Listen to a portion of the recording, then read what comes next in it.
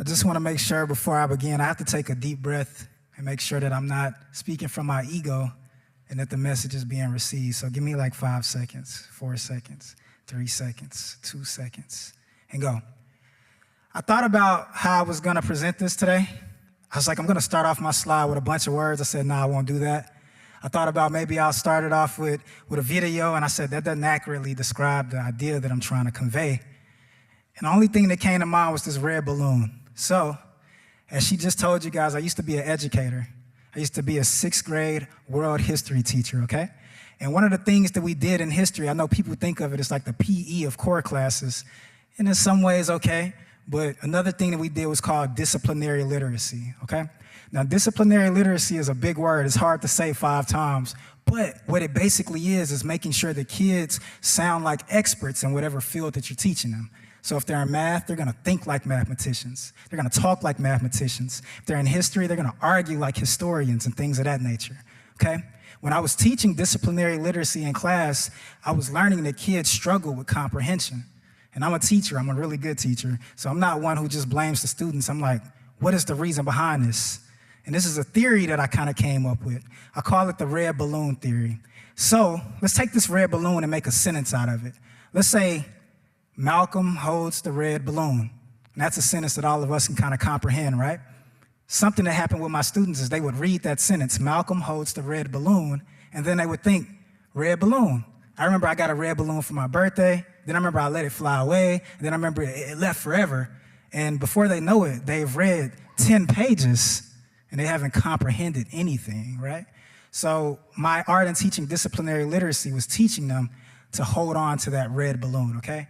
And I would argue that that's not something that's just specific to the classroom, that's something that happens in life. Because when they were reading, it wasn't that they weren't good readers, it was just that the world was kind of getting too noisy, okay? And I want to tell you guys how I found my voice and my noise. That clicker is really crazy, okay?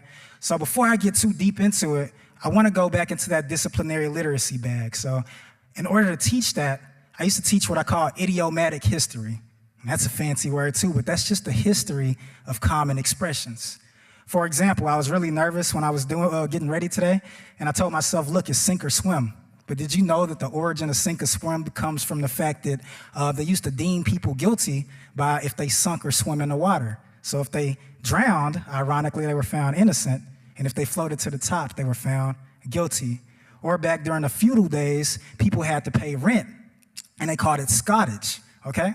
And when they paid rent, they would call it scotage, and if they were too poor to pay rent, sometimes they would get an exception, and that's the phrase that we say, got off scot-free, for example.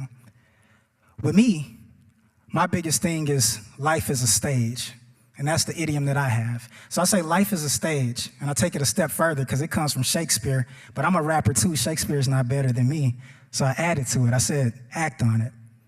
And when you act on a stage, there's a bunch of different people who can be on a stage. You can have actual actors, you can have presenters, you can have rappers, singers, but sometimes I feel like on stage, we have ventriloquists, okay?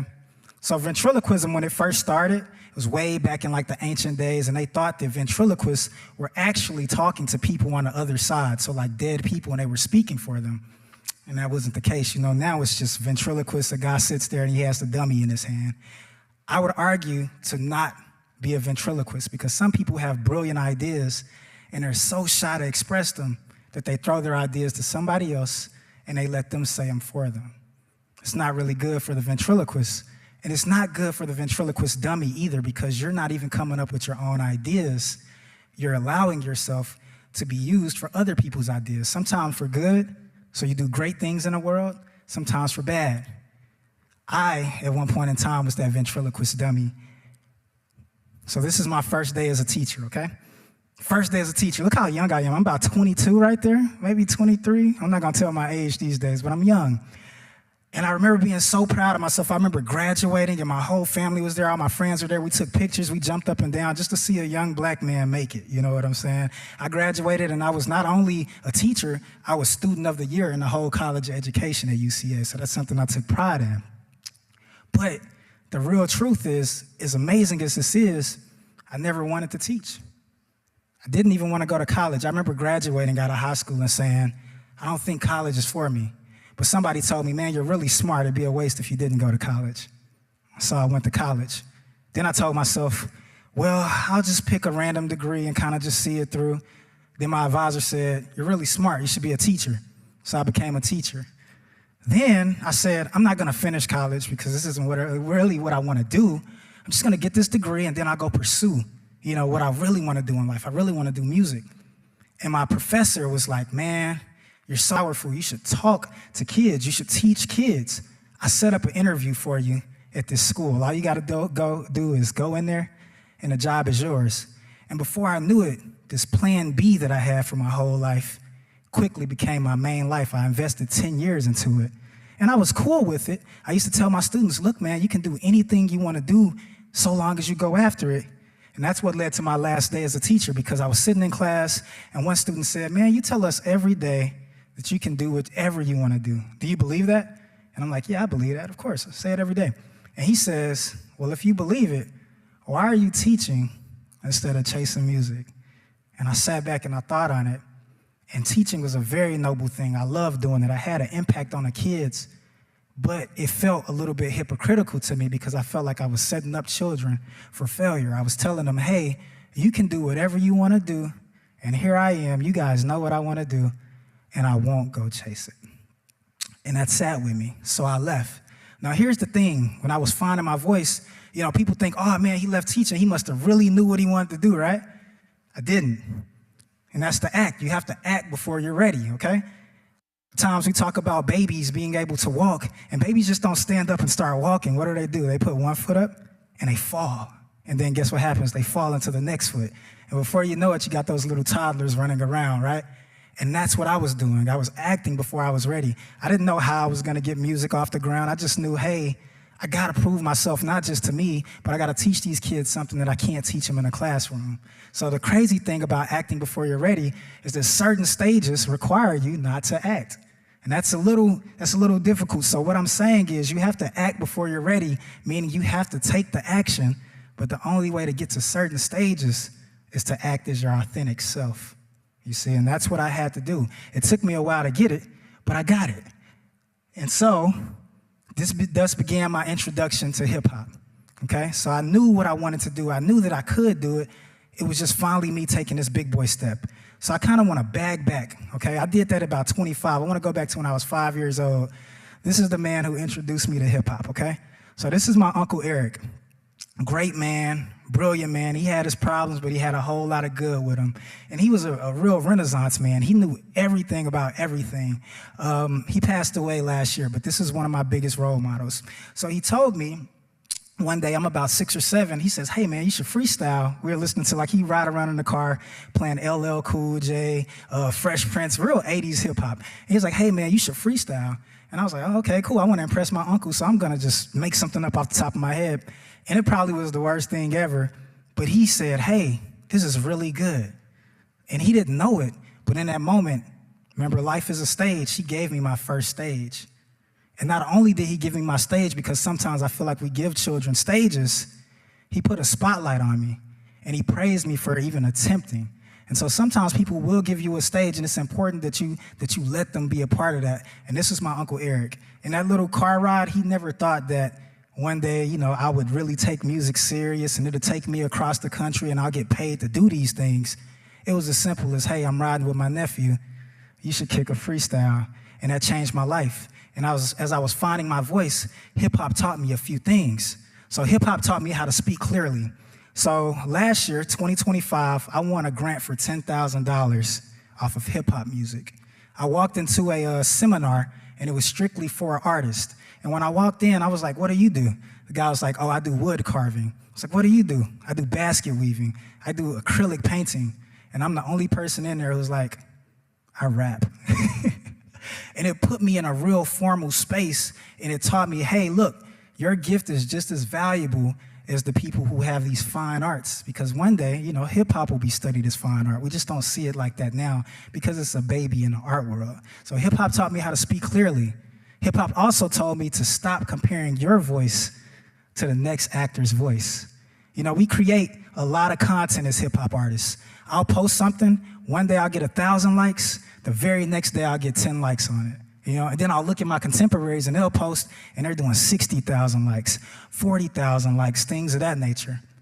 But the thing is, your journey and your voice is your voice. I told you guys I like idioms. There's a Japanese idiom called obatori, and what it basically means is you have a cherry blossom tree and you have an apricot tree. The cherry blossom blooms early and it looks amazing and people love it. And meanwhile, the apricot tree is just trying to grow. Nobody's paying attention to it. But the cherry blossom is so beautiful. You take pictures of it and you look at it, and then, a couple of months later, here comes a beautiful apricot tree, just as beautiful as the cherry blossom. It doesn't mean that it's worse than the cherry blossom. It just means that it took just a little bit longer to blossom. So hip hop taught me, hey, don't be envious of the next person's success, because your success is right down the street, and what God planned for you, nobody can take away from you.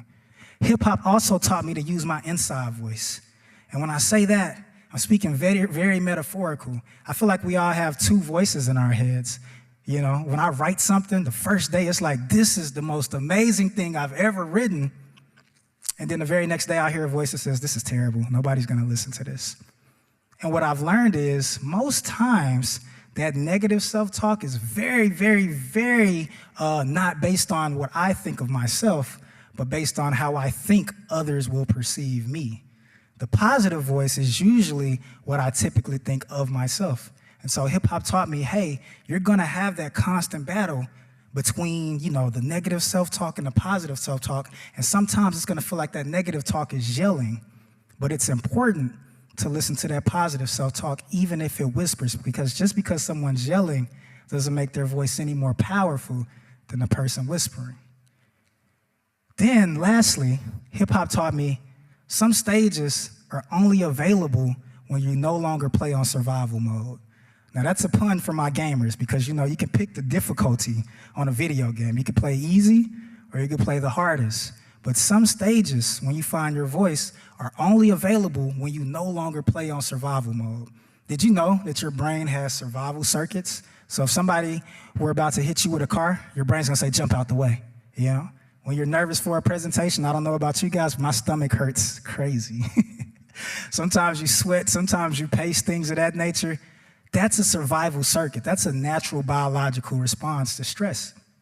But sometimes, some people, their survival circuits don't turn off.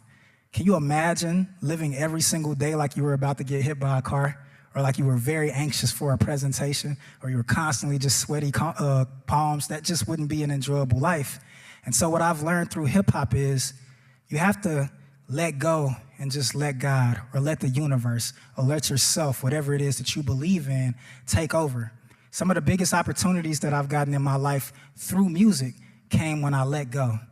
Once again, I said I didn't know where I was going when I took that first step leaving the classroom. I had no idea if I was gonna be successful or if I'm gonna fail. And to be honest, I still don't. I'm still on that journey. I'm just falling right through it. And every time I'm about to fall, something, the universe, God, or myself catches me and pushes me right back on that alignment, okay? So I wanna leave you guys with this. If you're looking for your voice, my voice is hip hop. Your voice might not be hip-hop, you might not be a rapper, but your voice might be dance. Your voice might be art, your voice might be your children. I wanna motivate you to let the world hear you, shine bright, and ignore the whispers. And I appreciate y'all, thank you.